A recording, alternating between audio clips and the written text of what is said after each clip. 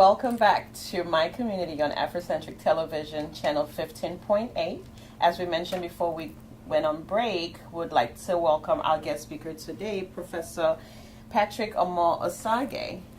It's my pleasure being here. Welcome. Welcome. So, Patrick Omor is a history and political scientist from University of Ife. Yes. And I'm a lecturer at Chicago State University on African American Studies. A former lecturer. A former lecturer. Yeah. Okay. And it's also a friend of Afrocentric Television. Yeah. So welcome to the show. It's really my pleasure being here.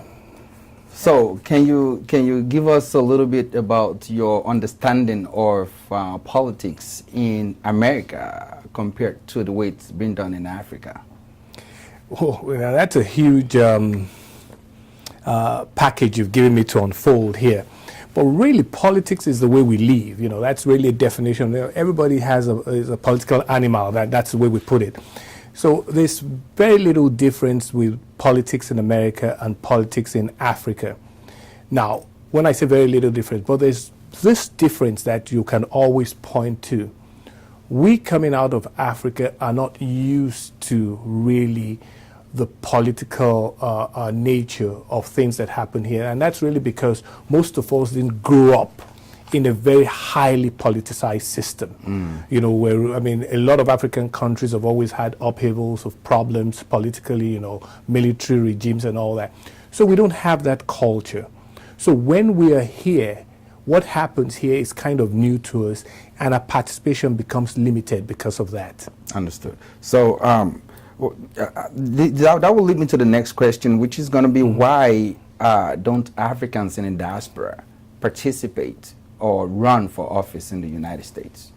First of all, the reason that most of us are here is really for a better life. So that's the first thing we pursue.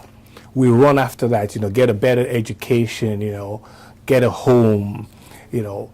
I think to us, politics is almost a saturation of comfort. When we have reached a certain level, we now can say, okay, I want to help my community. I want to be part of my community decision-making process. And then maybe we start going into politics. But for a lot of us, our first goal is to really achieve that better life, or the American dream of, you know, good education, good life, good high life, you know, which really we are into before we start thinking about politics. So you mentioned just now that we want to get to a certain level in life first before, you know, Yes. we embark on a political future. What is that level? Because for the most part, we do have a lot of Africans that are doing very well. They've Yes. achieved what many haven't. So what would you say is that level that we're looking to get to before we go into politics? Unlike back in Africa, we don't, I mean, once you start to live here, you don't see politics as a means to your achievement.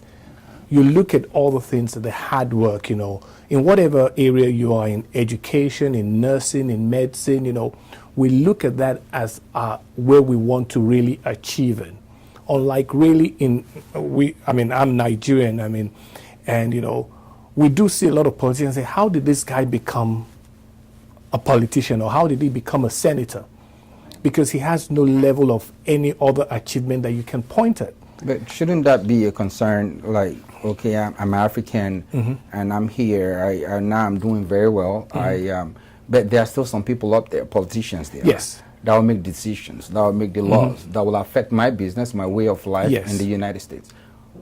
What would you say should be one of the things to look out for if I am willing to consider running for an office in the United States? Okay, before I even get to running for an office for maybe an African, let me address the issue why we also don't do that very often. Really, like you just said, you go into politics because you want problems solved, or you want to be part of the decision-making process. Now, I'm coming from Nigeria.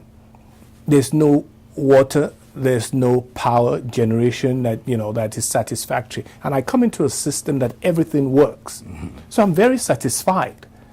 And so I'm not looking at, look, what decision am I going to go make that is going to change anything that is this good already? So that keeps me sitting back. Right. Now, it makes you comfortable. You would notice, if we take a general survey of where Africans would like to first participate, it'd probably be on the school board, because that has more effect on our lifestyle. Direct lifestyle. Yeah, on our direct lifestyle. We're more interested in where our kids go to school and what happens in their schools. And that that determines also the school zones. You know, if Yeah. the rating for those schools. Yeah, those are the things we would love to fight look for, out and for, that is even where before buying a home Yeah, or and- settling somewhere. Yeah, because most of us do buy homes depending on what the school Right. district provides Yeah, for right. us.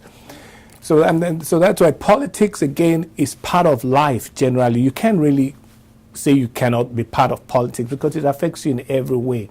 It's whether you want to be a full participant that becomes the question. Talking about participating, shouldn't I feel empowered voting? Because I don't think people understand the power they possess as a voter, right?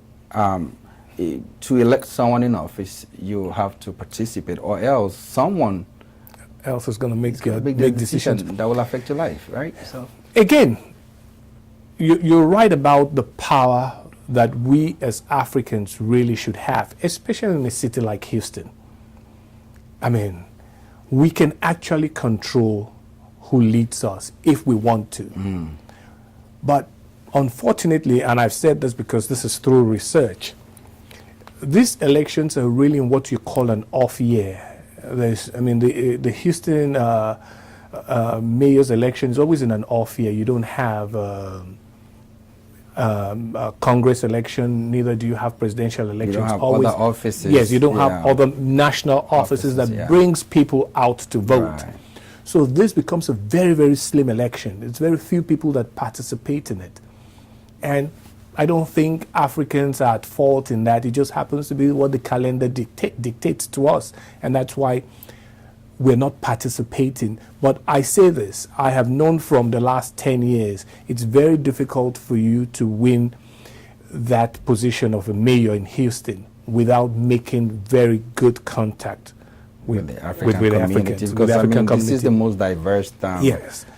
You're not not going to city in get the there. United States. Yeah, you're not going to get there. You must really not necessarily but we want to always hear from you.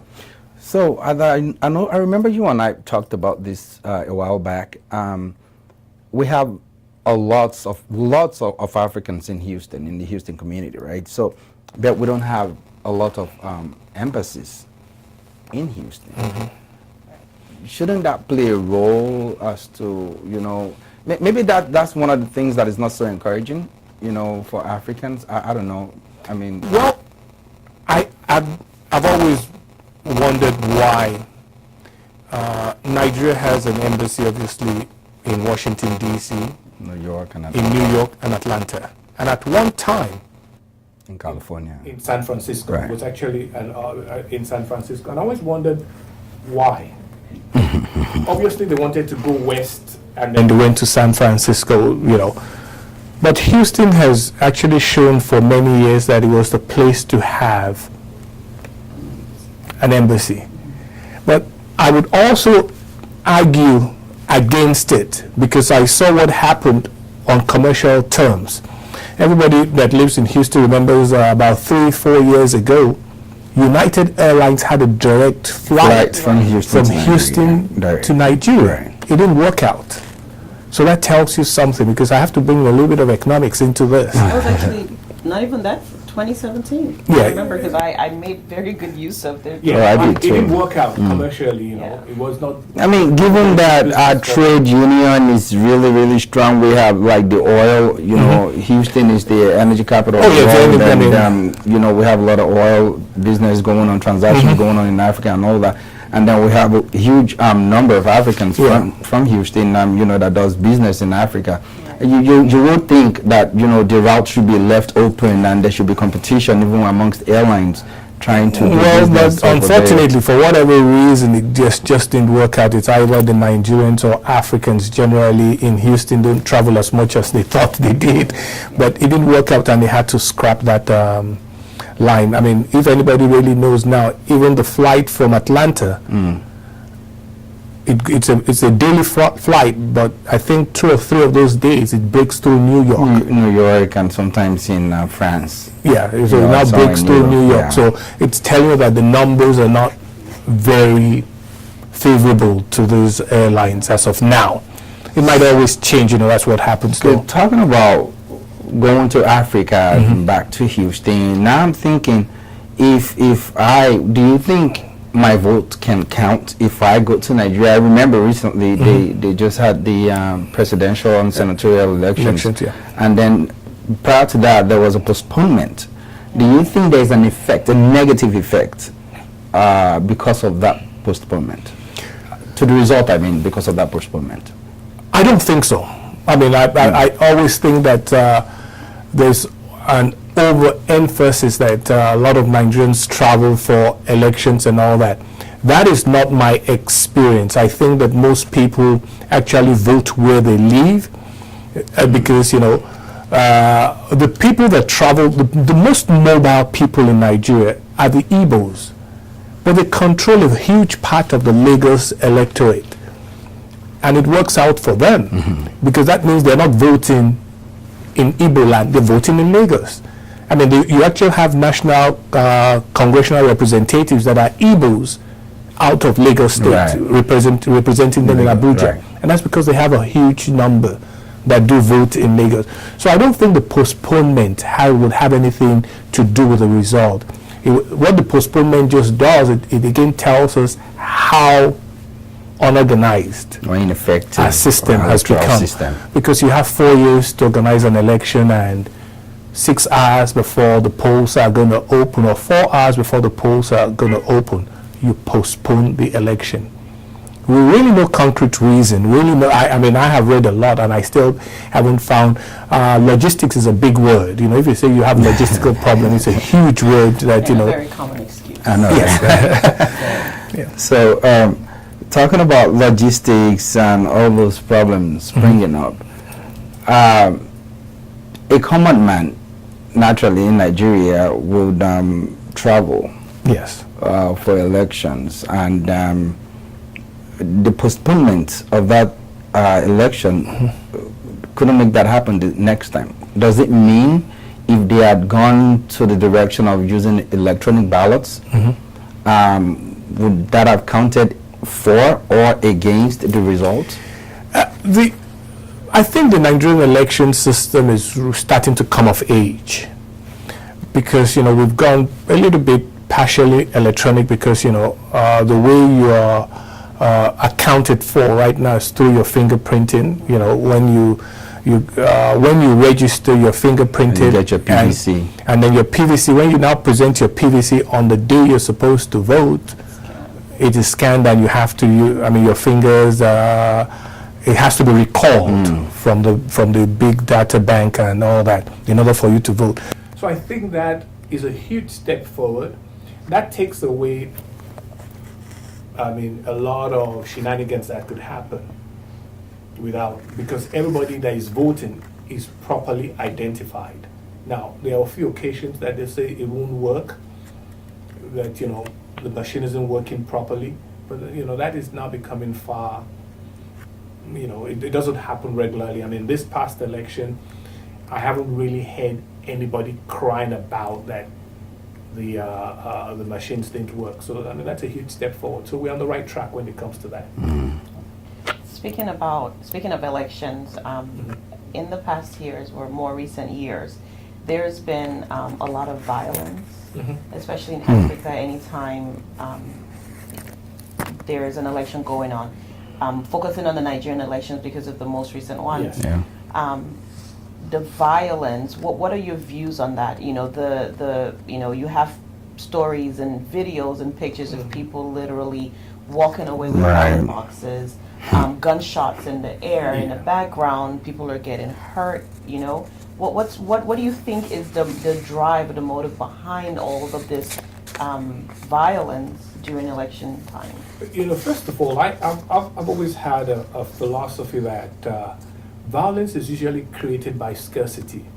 The reason people fight for something is because they don't think it's going to be enough.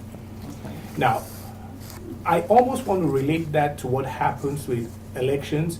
Now, the reason we've always had fights during our elections is that it's not really more of an issue of scarcity, but it's an issue that I need to win because I have spent so much time, so much money, resources, I just you know. need to win. Because that's the only way I'm going to be happy or recuperate or whatever. But I need to win. But like I have said it, because of the system we're using now, which is getting better, that you almost can't fix the Nigerian election anymore. What you can do is, and what we saw recently is that people are attacking polling booths and throwing away all the ballots that have already been used because maybe you think your guy did not win that polling station. So the best way is to just destroy the existing ballots, the ballots that have been used. So that becomes a no vote in that polling. So I have two more that I need to analyze for us here. In the diaspora, yes, I want to run for an office. Are there resources that or conferences, associations, whatnot that I need to belong to be able to understand the politics in the United States and to be able to contest as an African for an office?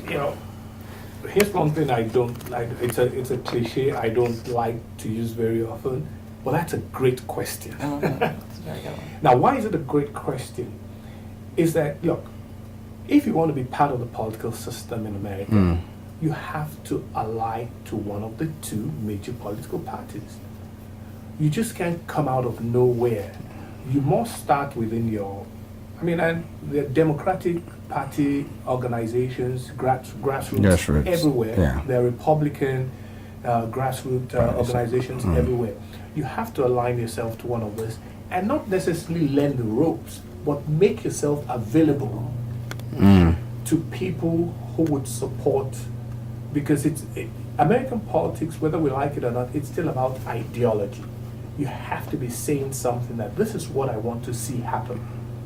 And then people say, yeah, that makes sense. And they buy into that. Yeah, they buy into it. And that's what happens. That makes sense. I'm going to support this guy because this is what he's saying he wants to see happen.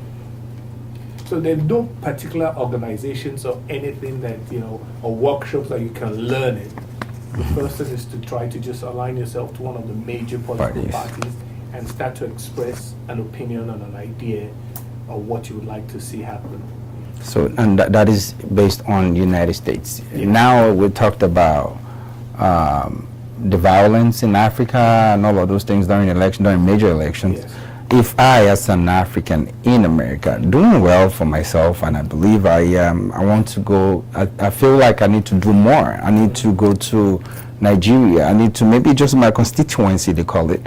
I think I have something to offer them. What would be your advice for me going to Nigeria? For someone that is here that wants to participate in African, or let's take Nigeria an example, and wants to participate in Nigerian politics, my advice would be to go, or to start slowly. What do I mean by that? Maybe the House of Reps in your state, because you're probably more recognizable there. You probably have a family name that is also pretty recognizable. Right. So that gives you not necessarily an up, but it allows people to at least be able to relate to you. Going from here and thinking that you can go run for president in Nigeria, it's not going to happen. Going from here to think you can go run for Senate in Nigeria, it's a little bit tougher. My suggestion to anybody that wants to do that, just because you've seen the difference in how things work here, and you want to implement that, try the House of Assembly in your state, and then maybe after 4 years aspire to governor, because that's really where you want to get to, because you want to make decisions to better That the will be lives of impactful people. Yeah, that will be in your impactful. community. But trying to just jump into governor and all that because you have some resources and all that, you probably be a waste of money, because you still need, there's one thing in politics that doesn't change. people have to be able to identify you. And if you've been abroad for 10, 15 years, you've lost a lot of identity. Sure. Well, Well, I have one more question for you.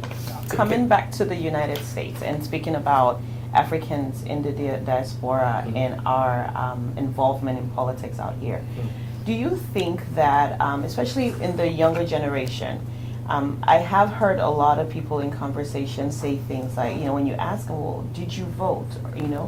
One of two answers. It's either, what difference does it make? Does my vote count? Or I've very commonly heard, this is not my father's land. What are your views on that, and is there a way you can tell the audience how those that ideology actually hurts us as a people here and hurts our involvement in politics, and as Africans, yes, this a lot of us weren't born here, but we migrated down here. However, you are now a citizen of the United States and afforded the opportunity to vote. Well, okay, first of all, I don't think the not voting by the younger generation is anything new. It's a common trend in the American system. I mean, the 18 to 24 are still we still have the lowest number of participants in the voting process. Really? yeah, President Obama was able to appeal to that. Yeah, he was able to appeal to that group, but hey, he was able to appeal to them only the first time. In 2012, it didn't work out as well as it did. Look, he was a sensation. He was a phenom, like would say, the first time around, and so he was able to appeal to that. Now, why does that really happen? Just a quick analysis of why does that happen. An 18 to 24-year-old is still trying to build life, and he doesn't see, and that's why most of them say, my vote will count as for nothing. Because he doesn't see, he or she has nothing that he thinks that a politician can do for him at that time to progress. So it's like, it's not going to count for anything. I'm just going to be voting the same old guys back to office. And all that. What's on the reverse? Who has the highest percentage of voters? Retirees. They have time. So, not because they have time. They have a lot at stake on what happens to them next. for the rest of their lives. Right. There's a lot of at stake. So they're full participants in the voting process, because it's just on the long run, your participation in politics is how does it affect you. And when you're 18 to 24, you're still trying to catch your breath. I mean, either you're just out of college, you're looking for a job, or you already have a job that's a high-flying job in Google or something, and You're not worried about it. like, I'm fine, I'm good. Yeah. Well, thank you so much, Professor Omoh. It's nice having you on our show on Afrocentric Television, channel 15.8. You guys had a lot of really good questions, so it was fun to do this. Thank you Thank so much. you. Hopefully we'll see you back here sometime soon. Anytime. Very soon, I hope. All right. We'll be right back.